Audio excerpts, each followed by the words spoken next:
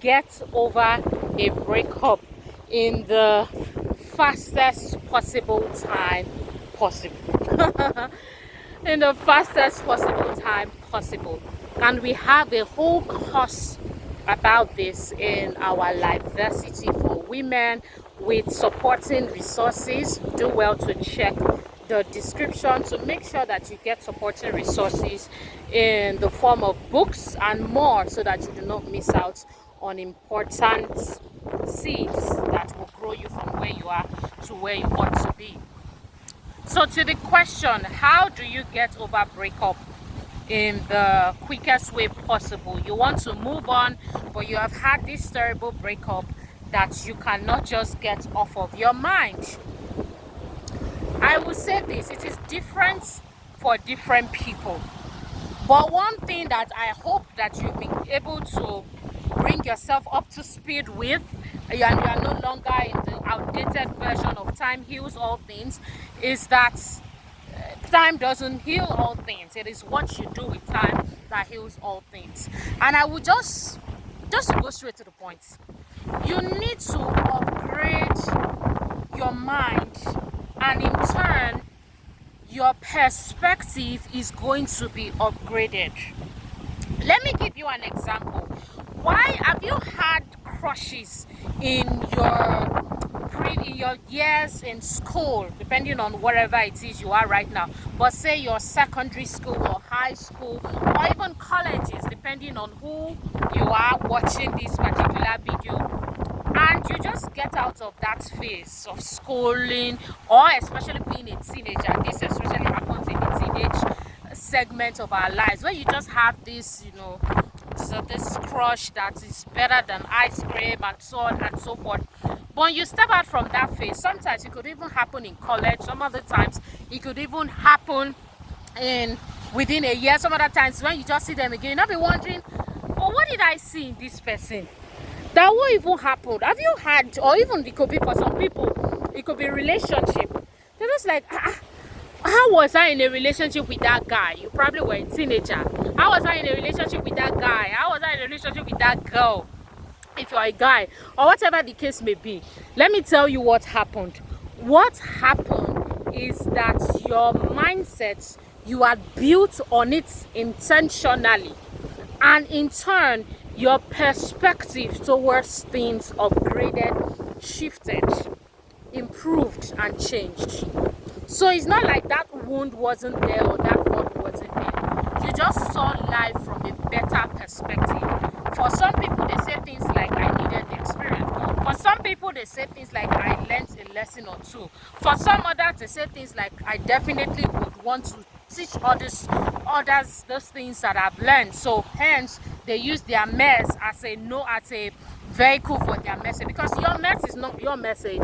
If you haven't gotten the memo, here it is. Your mess is not the message. Your mess is a vehicle to push out the message of God's kingdom.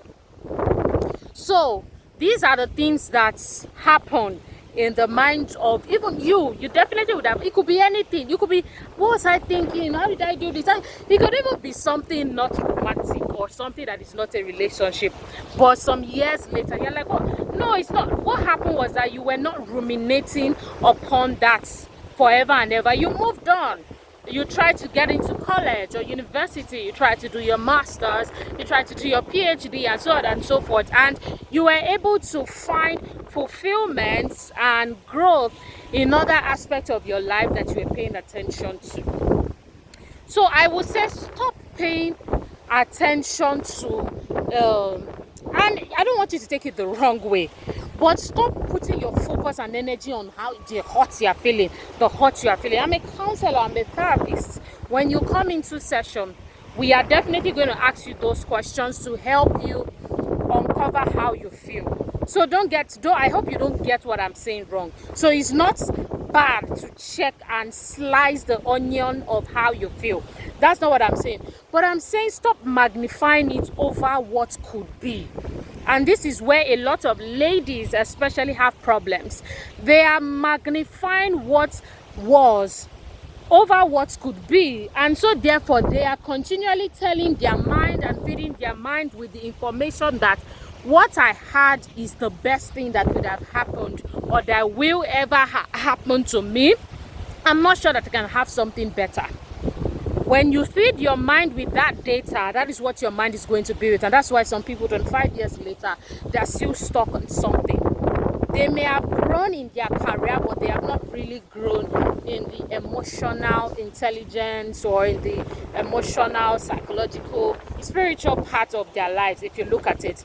Now, it doesn't mean that sometimes it doesn't come to mind. Say, for instance, if you are teaching your mess or whatever that means to you as a vehicle of empowering women or helping other people not step into it. Say, for instance, you were raped, which is a very sensitive topic and maybe a bit different from what we're talking about. But I'm just giving an example now. I'm thinking of breakup, or you were in a foolish relationship and you're trying to teach it. Of course, you need to remember the incident or the experience to be able to teach it. So I'm not saying forget about it like it never happened. But don't pay so much attention to it, magnifying it over what could be. I have a question for you.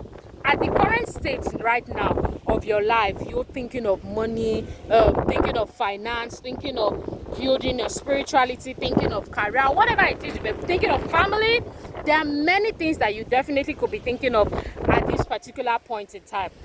The question I want to ask you is, do you continually, if you want to improve, say your career, for instance, let's use your career since it's one that many people resonate with. If you want to improve your career, do you say, the past career I had, I wish they would pay me better, I wish they would see me better, I wish they would something better? Then you continue to cry around about your career.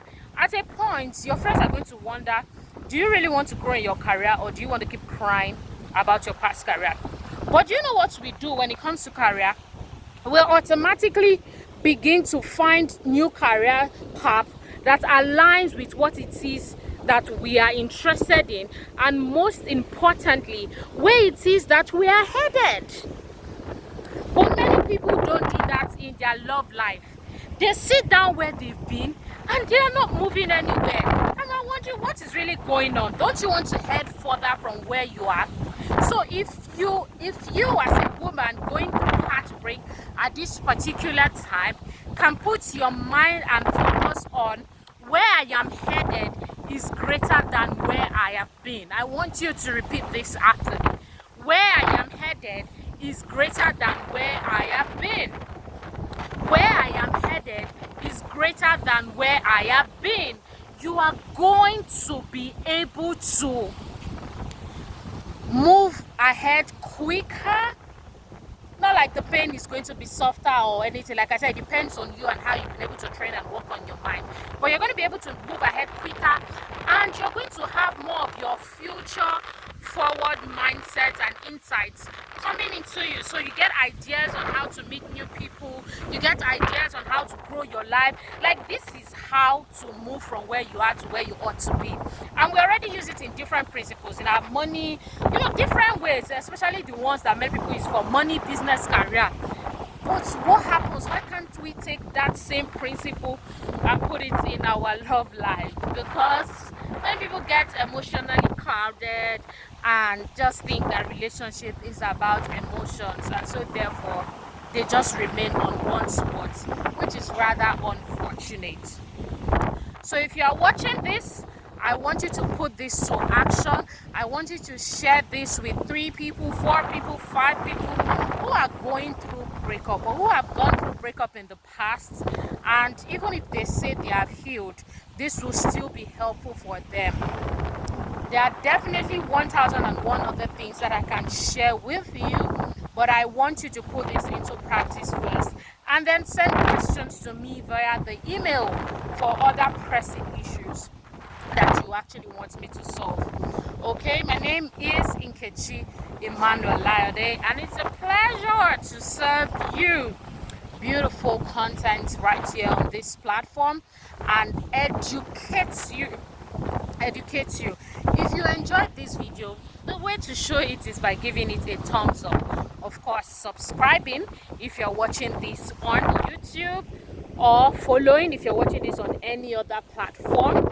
And I will see you in my next video. Do not forget message, you get contact to me in the description below.